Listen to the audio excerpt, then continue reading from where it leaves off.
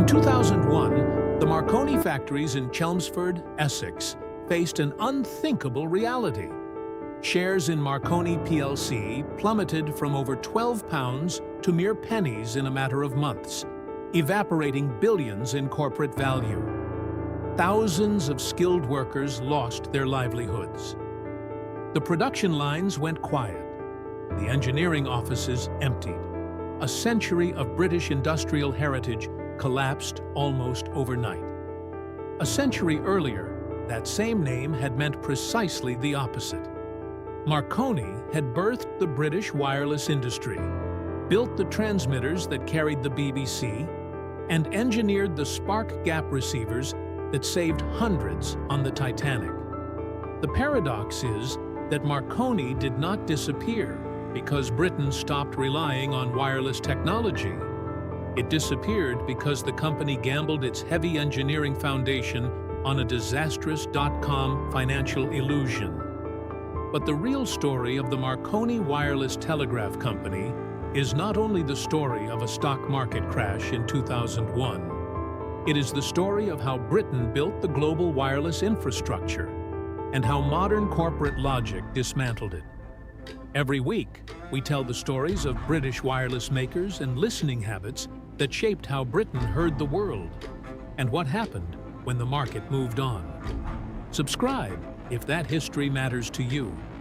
The story begins not with corporate collapse, but in a specific place, Chelmsford, Essex, in 1897. Before a tuning dial ever glowed in a British sitting room, the nation faced a profound geographical problem. At the end of the 19th century, the British Empire ran on a vast network of underwater telegraph cables. The telegraph connected continents, linked distant markets, and held a global administrative system together. But the ocean itself remained an absolute void. Once a vessel slipped past the horizon, whether it was a Royal Navy dreadnought, a luxury passenger liner, or a merchant freighter carrying coal, it entered a zone of total silence. A ship could catch fire, strike a reef, or slowly sink over the course of several days, and the mainland would know nothing until the wreckage washed ashore. The greatest maritime and industrial power on Earth had no way to speak to its own fleets. This was the British absence. The country did not yet need a voice in the kitchen. It desperately needed a signal in the dark. In February 1896, a 22-year-old Italian inventor named Guglielmo Marconi arrived in London. The Italian Ministry of Posts and Telegraphs had recently dismissed his experiments with electromagnetic waves. Britain, entirely reliant on global shipping, could not afford to be so arrogant. Marconi brought with him a working system of wireless telegraphy, the transmission of Morse code signals across distances using invisible electromagnetic waves rather than physical copper wires. He found an immediate audience in William Preece, the chief engineer of the British General Post Office. By June 1896, Marconi had demonstrated his apparatus across the rooftops of London. By March 1897, he had secured British patent number 19339, titled Improvements in Transmitting Electrical Impulses and Signals, and in Apparatus Therefore. But a patent is merely an idea on paper, and demonstrations are only scientific theater. To change a nation and to alter how a maritime empire operated, an idea required a physical home and an industrial workforce. In December 1897, the newly formed Wireless Telegraph and Signal Company, soon to be renamed Marconi's Wireless Telegraph Company, took over a former silk-weaving shed in Hall Street, Chelmsford, in the county of Essex. This was not simply a workshop, it was the world's first purpose-built radio factory. Initially employing around 50 local men and boys, the Hall Street Works began manufacturing the physical architecture of distance. The Chelmsford workers built spark gap transmitters, early and often dangerous devices that generated radio waves by creating a high-voltage electrical spark between two metal conductors. They assembled coherers, primitive receiver components made of a small glass tube filled with metal filings that clamped together when hit by a radio wave, allowing an electrical current to pass and trigger a Morse sounder. They constructed heavy mahogany cabinets, polished brass terminals, and early tuning coils. The physical reality of early British wireless was heavy, loud, and industrial. It was completely unlike the delicate bakelite domestic radios that would follow decades later. To make the system work, engineers had to erect an aerial, a long physical wire or metal structure hoisted high on a mast, to catch or transmit these unseen waves in the air. In 1898, the company established the first permanent wireless station at Alum Bay on the Isle of Wight, proving that an aerial could reliably bridge the gap between land and a ship at sea. Slowly, the silence of the English Channel was broken. But Marconi did not simply invent a technology. He invented a uniquely British market mechanism. In 1900, the company established the Marconi International Marine Communication Company. Instead of merely selling the equipment outright, Marconi leased the heavy wooden cabinets and supplied the highly trained operators to the shipping lines. This arrangement meant that a Marconi operator on a British ship was strictly instructed only to communicate with other Marconi stations, creating an exclusive, closed commercial network. Decades before the high-street rental chains like Radio Rentals put televisions and radios into British homes on a monthly subscription, Marconi had already proved that renting access to a signal was far more lucrative than selling the box. The early reception of this Chelmsford-built equipment was closely monitored by the Royal Navy, the Post Office, and the shipping magnates of London. Trade journals and engineering magazines reported on the strange, crackling sparks emanating from the Essex countryside. When Marconi operators successfully transmitted the results of the Kingstown Regatta to a Dublin newspaper in 1898, the public began to realize that information no longer required a physical tether. At this stage, wireless was still a world of Morse code, operators, and maritime emergency. It was not yet the familiar wireless set, an older British term for a radio receiver that brings broadcast signals into the home without a physical program source. There were no voices, no music, and no BBC. Yet, the Hall Street factory planted the industrial seed. The men who cut the brass, wound the wire, and shaped the ebonite in Chelmsford were building the foundation. They established the local supply chains, the engineering disciplines, and the manufacturing mindset that would eventually put a tuning dial, the scale that shows which station a radio is receiving, into millions of British sitting rooms. Chelmsford had become the undisputed capital of the wireless world. The workforce rapidly expanded. The orders from the Admiralty and commercial shipping lines flooded in. The small silk-weaving shed on Hall Street was soon pushed beyond its limits, setting the stage for a technological breakthrough that would pull radio out of the hands of the telegraph operator and place it directly into the ear of the British public. The foundation of Marconi's British Empire was secured not in a domestic sitting room, but in the freezing waters of the North Atlantic. In April 1912, the sinking of the RMS Titanic proved to the British government and the global shipping industry that a Marconi operator was the ultimate lifeline. The tragedy cemented a near monopoly on maritime communications, but a marine spark gap transmitter only generated sudden, violent bursts of electromagnetic static, the dots and dashes of Morse code. It could not carry music, and it could not carry the human voice. To move from the shipyard to the high street, the company needed a different technology. The true breakthrough for the British public required a new component, the thermionic valve, a glass electronic device used to control and amplify signals before transistors replaced it. With valves, continuous electromagnetic waves could be generated, modulated, and shaped to carry the complexities of sound. By 1912, the company had already outgrown the Hall Street shed and opened the vast New Street Works in Chelmsford, establishing an industrial cathedral of British wireless engineering. But there was a structural problem. A radio receiver, a device that selects a broadcast signal from the air and turns it into sound, is entirely useless if the air is silent. Before Marconi could sell a domestic wireless set, an older British term for a radio receiver that brings broadcast signals into the home without a physical program source, they had to invent a reason for the public to listen.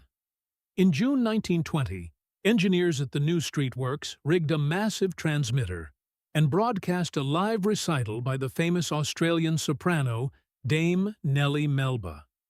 Across Britain, maritime operators, postal workers, and a small army of amateur hobbyists clamped headphones to their ears to hear a clear, singing voice emerging from the static. It was an absolute revelation. This experiment ignited a cultural fire. In February 1922, a team of Marconi engineers working from a long wooden hut in the Essex village of Writtle began regular weekly broadcasts under the call sign 2MT. Soon after, the company established a second station, 2LO, broadcasting from Marconi House in the Strand, London. These were not just technical tests, they were the birth of British domestic listening. The demand for these broadcasts forced the British General Post Office to step in and regulate the airwaves. In late 1922, a consortium of British wireless manufacturers, led prominently by Marconi, formed the British Broadcasting Company, the institution that would soon become the BBC. Marconi had built the transmitter, formulated the network, and provided the studio. Now, they needed to sell the wooden boxes that would sit in the home. To capitalize on the BBC's creation, the company launched its Marconi phone department. The physical reality of a breakthrough British domestic receiver in 1922 was the Marconi phone V2. It was an imposing, serious piece of equipment. The V2 was housed in a polished wooden cabinet that looked more like laboratory apparatus than domestic furniture. It featured two glass valves mounted externally on the top panel, glowing warmly like small lamps when the set was powered. The front panel was fitted with precision tuning dials, the scale or display that shows which station or frequency the radio is tuned to. Inside, a tuning capacitor, a component that changes the circuit's tuning so the radio can select one station from many, allowed the listener to carefully separate the London 2LO broadcast from the crackle of interference. To make it work, the owner had to erect a long wire aerial, a wire, rod, or internal component that receives radio waves from the air, usually strung high down the length of a British back garden. This was not a casual purchase. In 1922, a complete Marconi phone V2 installation, including the heavy acid-filled batteries and the necessary headphones, could cost upwards of £24. In an era when a skilled British labourer might earn barely £3 a week, the valve radio was an astonishing luxury. Because of this high cost, a massive secondary market erupted. Magazines like Wireless World and Practical Wireless published circuit diagrams, teaching ordinary people how to build cheaper sets. To capture the lower end of the market, Marconi also produced simple, unamplified crystal sets, which required no batteries at all, but demanded absolute silence to hear through the earpiece. Soon, high-street electrical shops, local radio dealers, and early department store radio counters in London, Manchester, and Glasgow began displaying Marconi sets in their windows. A British listener could walk into a shop, inspect the mahogany cabinet, and see the official BBC stamp approved by the Postmaster General. The brand achieved an absolute unassailable moat in the British market. The radio clubs, the amateur radio societies, the high street retail windows, the post office licensing system, and the newly minted BBC all revolved around the technology refined in Chelmsford. The Marconi phone line eventually evolved, introducing built-in amplification and an external loudspeaker, the part of a radio that turns the electrical signal into sound moving through air, so the entire sitting room could listen to the broadcasts at once without passing around a single pair of headphones. Marconi had established the complete British listening ecosystem. They manufactured the microphone that captured the voice, the transmitter that threw it across the country, and the polished wooden cabinet that received it beside the fireplace. Every component, every circuit, every valve carried the weight of the company's history. The badge on the dial was not decoration. It was a promise about reception. By the 1930s, the Marconi Wireless Telegraph Company was no longer just a manufacturer. It was the nervous system of the British Empire. The new street works in Chelmsford had expanded into a sprawling, relentless industrial campus. The factory floor was a maze of heavy machinery, copper wire spools, glass-blowing rigs for specialized electronic valves, and massive steel transmitter chassis.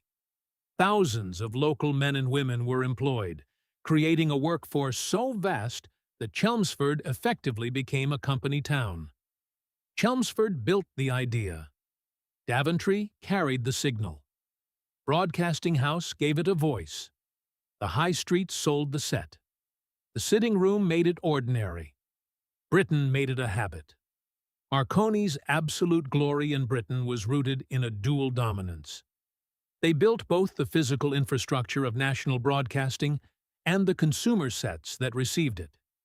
While the Marconi phone consumer brand was eventually licensed to the EMI Group in the late 1920s to handle the sheer, unmanageable volume of high-street retail, the Marconi name remained the gold standard of British wireless trust.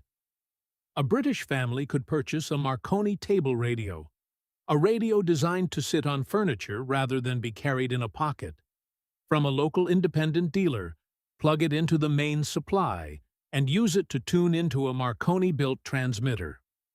The physical scale of this infrastructure was staggering. In 1925, Marconi engineers provided the equipment for the high-power Daventry transmitter.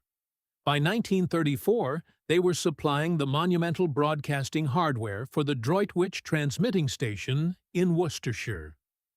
Droitwich pumped the BBC national program on long wave, a lower-frequency broadcast band used for long-distance national radio reception, across the entirety of the British Isles. When a listener turned the heavy Bakelite tuning knob in a damp kitchen in Yorkshire, or a front room in Cornwall, the invisible chain connecting them back to the BBC announcers in London was almost entirely forged by Marconi engineering. The domestic products bearing the name were designed to project authority. The 1930s saw the rise of the Marconi radiogram, a piece of furniture combining a radio, amplifier, loudspeaker, and record player in one cabinet. These were immense, expensive objects of dark walnut veneer, polished chrome trims, and thick glass tuning scales. They commanded the sitting room.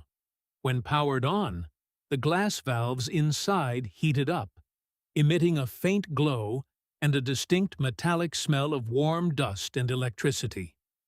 The tuning dial was illuminated by a small dial lamp, listing exotic European stations alongside the trusted frequencies of the home service.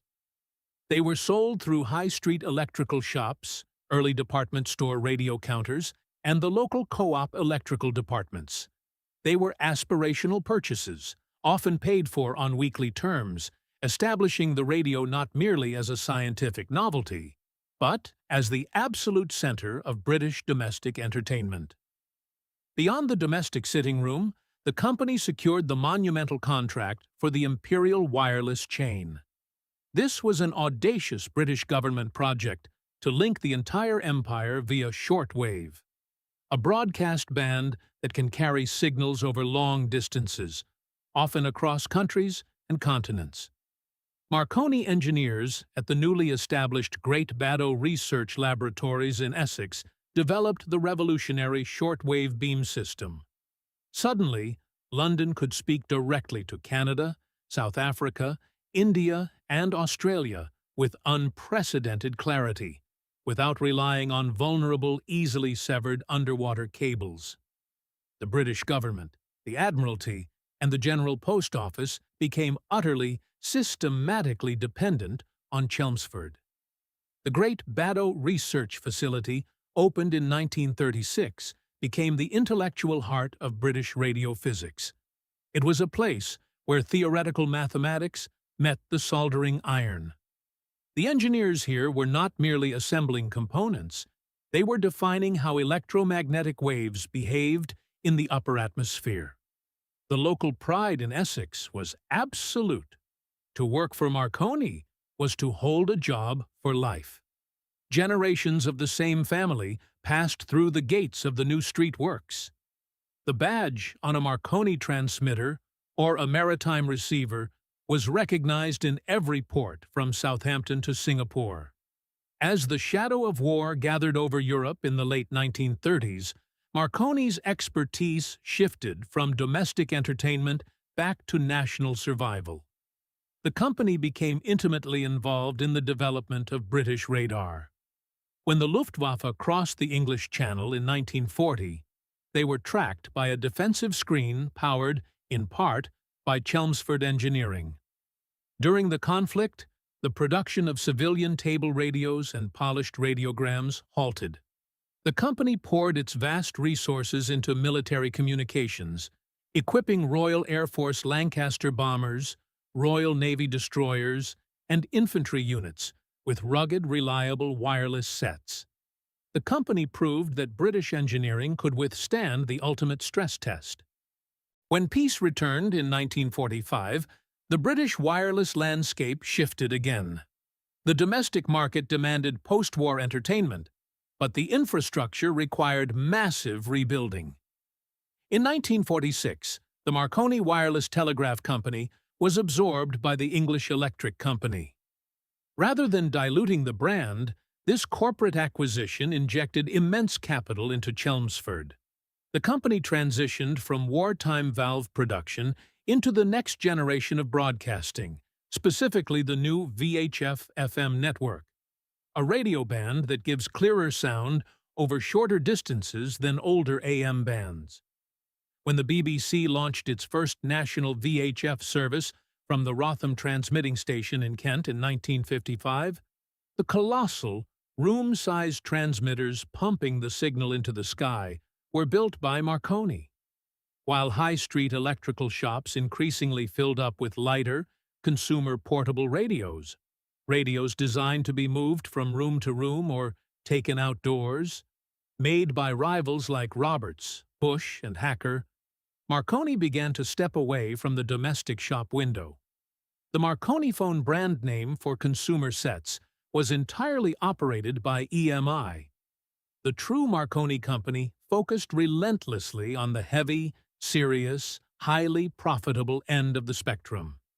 They dominated the professional market. BBC Television Centre and the newly formed independent ITV studios were heavily equipped with iconic Marconi Mark IV television cameras. The Royal Navy sailed with Marconi communications receivers, highly sensitive, robust radios built for continuous military and maritime listening, operated by specialists rather than casual listeners. By the 1960s, the new streetworks in Chelmsford had grown to employ nearly 10,000 people. It was a self-contained industrial ecosystem.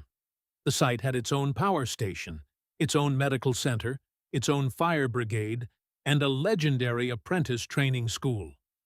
Young men and women from across Essex entered the factory gates at 16 to learn the precise, unforgiving discipline of radio engineering. They learned to trace complex circuit diagrams, assemble heavy transmitter components, and eventually solder early printed circuit boards carrying electronic components and copper tracks that connect them. Chelmsford did not just host the company. The town was defined by it. In 1968, another seismic corporate shift occurred. The General Electric Company, known universally as GEC, under the ruthless but highly effective leadership of Arnold Weinstock, took over English Electric. Weinstock merged Marconi into GEC's vast electronics and defense empire. For the next 3 decades, GEC Marconi became a highly profitable, cash-rich giant.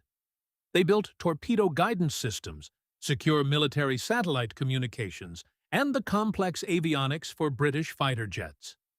The consumer radio sets in the front room had been left to others, but the Marconi name remained the absolute bedrock of British heavy engineering.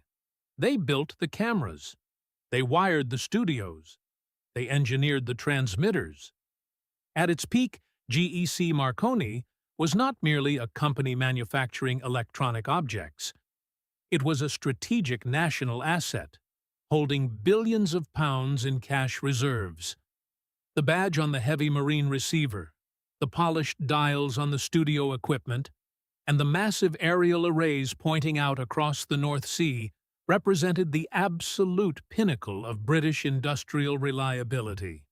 When a British family tuned a high-street portable radio to the BBC, or when a maritime operator listened for a distress signal through the dark, they were relying on an invisible infrastructure built, tested, and maintained by the men and women of Essex.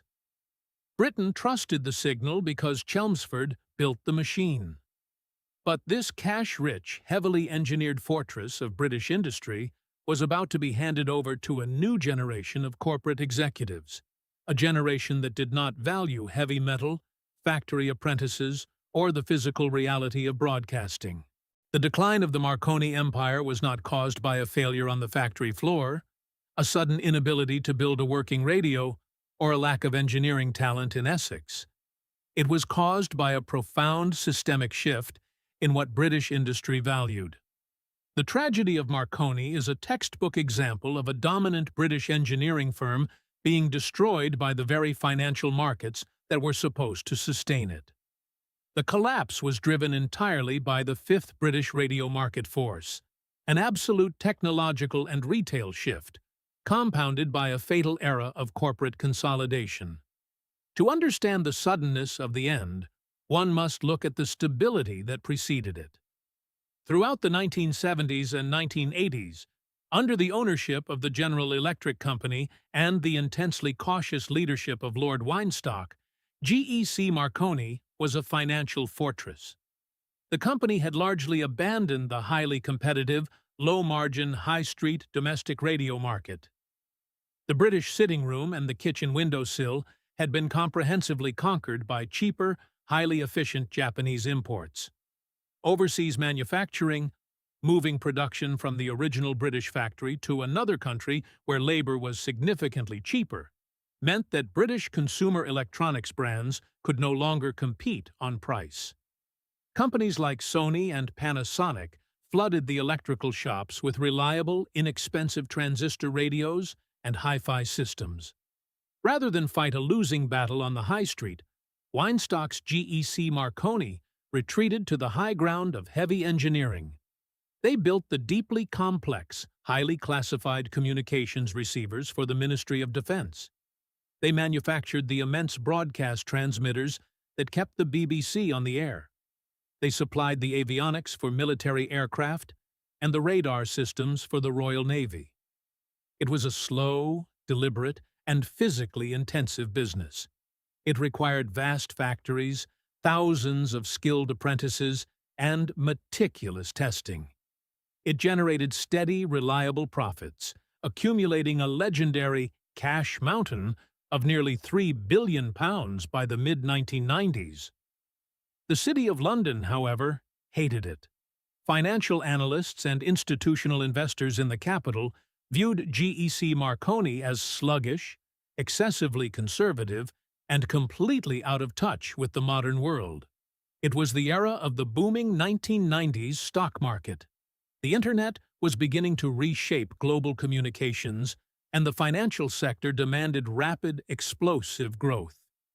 They did not want to wait 5 years for a military radio contract to be fulfilled. They wanted the massive, immediate returns of the dot-com boom.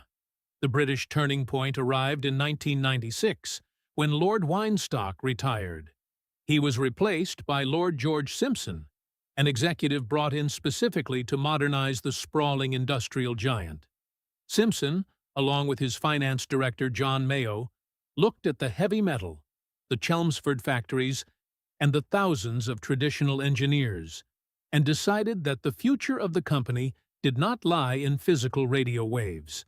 They believed the future lay entirely in telecommunications software, internet routers, and optical networking, transmitting data as pulses of light through glass cables, abandoning the invisible radio waves that Guglielmo Marconi had originally harnessed. The new management embarked on a radical, uncompromising restructuring. In 1999, they made a decision that severed the company from its own history. They sold the entire defense and heavy electronics arm of the business, Marconi Electronic Systems, to British Aerospace, creating the new defense conglomerate, BAE Systems.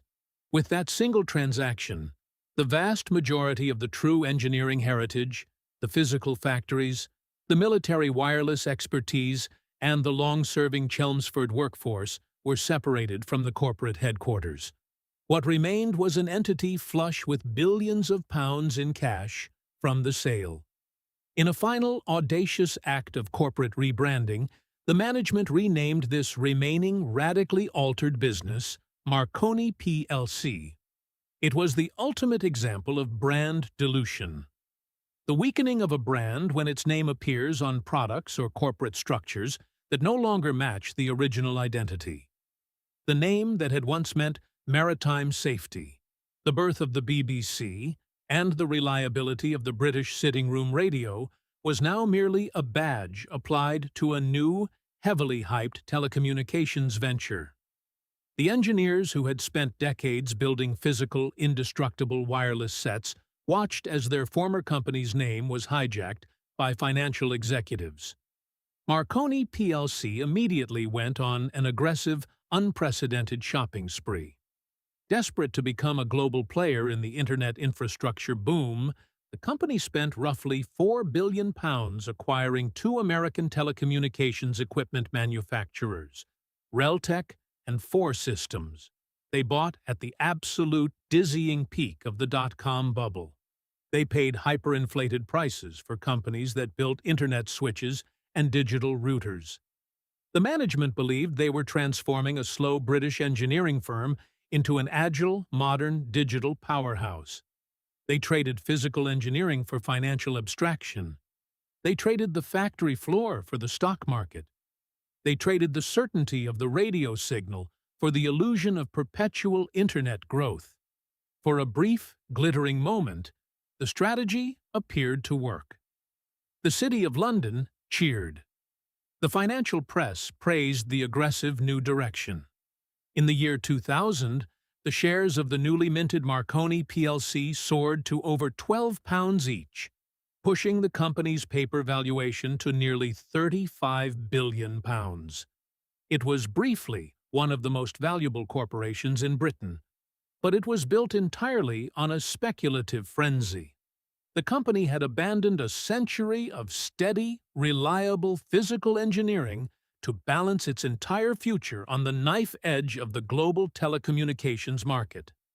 They had forgotten the fundamental rule of the British wireless market. An empire cannot survive if it stops building things that actually work when the environment changes. The dot-com bubble was about to burst, and the newly named Marconi plc was entirely exposed, with no heavy engineering, no defense contracts, and no domestic radio market to fall back on. In early 2001, the global telecommunications market suddenly froze. The Internet boom, which Marconi plc had bet its entire corporate existence upon, abruptly collapsed. Global telecom operators, carrying massive debts from purchasing expensive 3G mobile licenses from European governments, immediately stopped ordering the optical networking equipment and digital switches that Marconi had just borrowed billions to manufacture. The technology bubble had burst. Because the new management had aggressively sold off the highly profitable, recession-proof military and heavy engineering divisions to BAE Systems, Marconi plc had absolutely no financial shock absorbers left. They could no longer rely on secure Ministry of Defense contracts to balance the books. On the 4th of July 2001, the company issued a catastrophic profit warning. Trading in Marconi shares in the City of London was temporarily suspended. When the market finally reopened, the share price halved in a single day.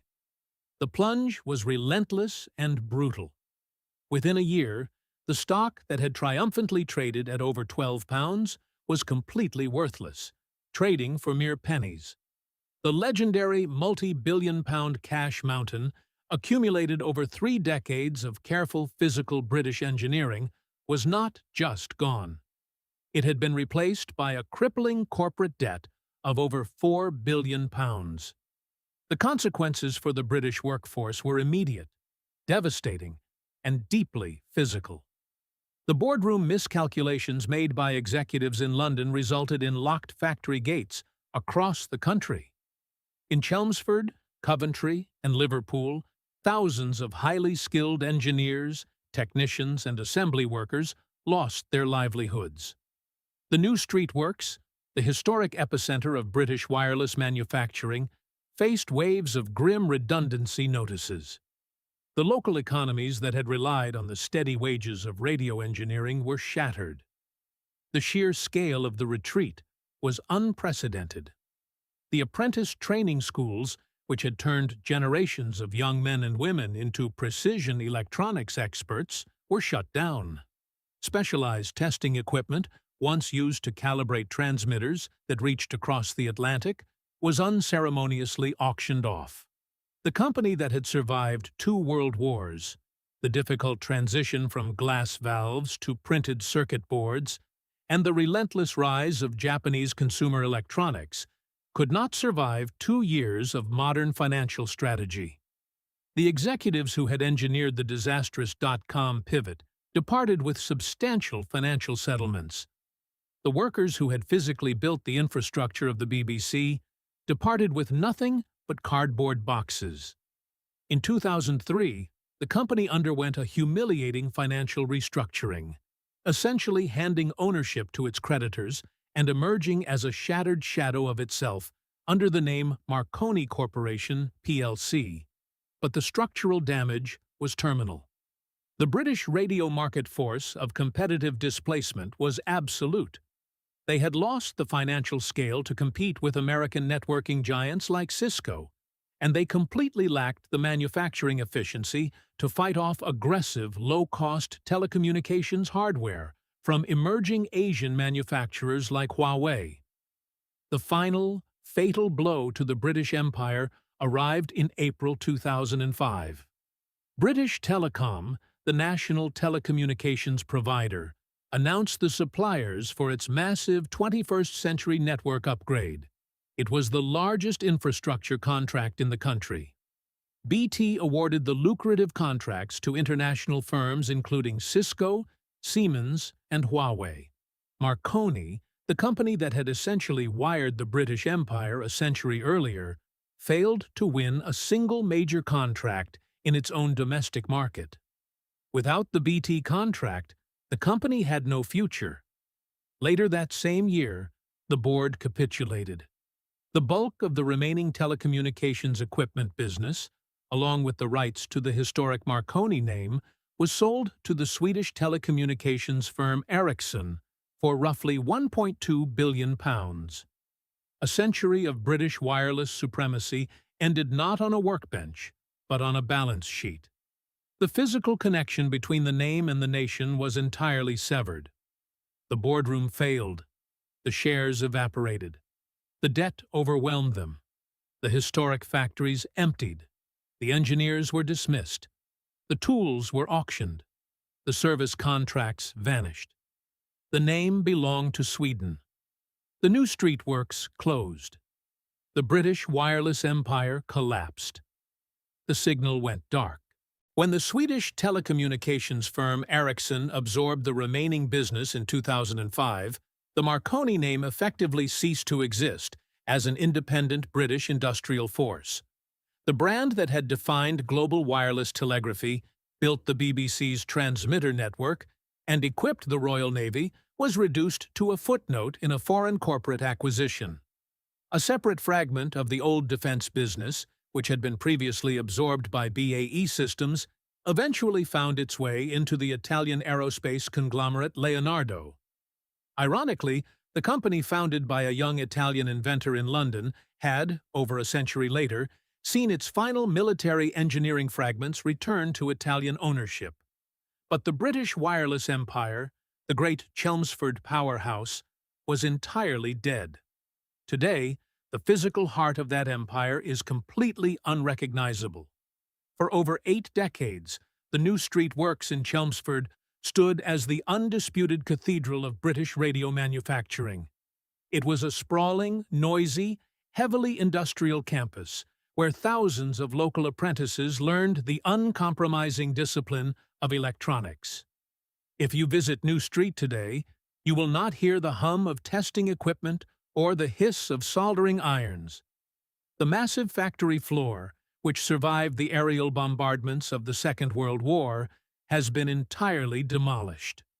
In its place stands a modern residential housing development, marketed to commuters under the name Marconi Evolution. The original, monumental 1912 brick facade of the factory was retained, acting as a hollow architectural shell. The famous name is now used to sell modern flats, while the heavy machinery and the generations of engineering knowledge that once filled the space behind those bricks have completely vanished. Yet, while the corporate entity evaporated in a cloud of financial debt, the physical objects they built refused to disappear. The secondary market for Marconi equipment remains intensely active. Across Britain, in quiet workshops, damp garden sheds, and local amateur radio clubs, a dedicated community of engineers, hobbyists, and members of the British Vintage Wireless Society actively preserve the Chelmsford legacy.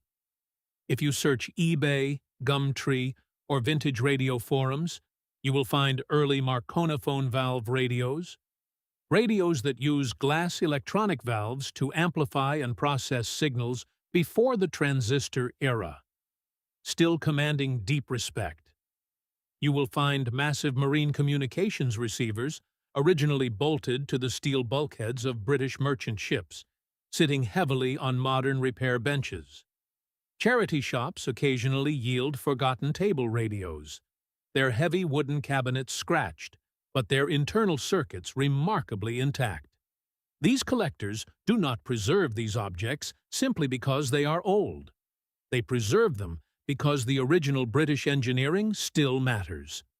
A modern smart speaker, a connected speaker that plays radio and music through voice commands and online services, is a disposable digital appliance, heavily dependent on software updates and distant internet servers. If the server goes down or the software is no longer supported, the speaker is utterly useless. But a Marconi receiver from the 1930s or a military communications set from the 1960s was built with absolute, uncompromising physical integrity. It was designed to pull a faint, fading signal out of the atmospheric noise, regardless of the conditions. When a collector replaces a dried-out capacitor, a component that stores and releases electrical energy in a circuit, and realigns the tuning dial, that heavy metal box will still do exactly what Chelmsford designed it to do. It still demands that the listener physically interacts with the machine to find the voice. The survival of this physical equipment provides a striking, unexpected footnote to the financial collapse. In 1999, the executives of Marconi plc spent billions of pounds buying abstract digital software companies, convinced that physical manufacturing was entirely obsolete. All of that digital value evaporated into nothing. But in the Essex village of Writtle, a very different kind of preservation occurred. The long, rudimentary wooden hut, where Marconi engineers first broadcast the 2MT radio signals in 1922, the absolute birthplace of British domestic listening, did not disappear. While the modern corporate giant collapsed under its own financial hubris, local historians and museum volunteers carefully dismantled the historic wooden shed, preserving the physical timber. It was successfully reassembled and protected at the Sanford Mill Museum. The multi-billion-pound Dotcom empire vanished, but the humble wooden shed where the voices began outlived it. The story of the Marconi Wireless Telegraph Company reveals a profound, uncomfortable truth about the modern British economy. For a century, the country valued the slow, difficult, physical reality of heavy engineering. Britain understood that building a reliable transmitter, a resilient maritime receiver, or a trusted domestic radio required time, apprenticeships, and deep industrial patience. But at the turn of the millennium, the financial markets decided that making physical things was no longer fast enough. The market rewarded rapid, abstract digital speculation and punished the steady accumulation of physical engineering excellence. The collapse of Marconi was not a failure of British radio technology. It was a failure of corporate stewardship. It is a stark reminder of the vast, devastating gap between the engineers who build a national infrastructure and the executives who gamble it away. The stock market crashed. The debt swallowed them. The famous factories closed.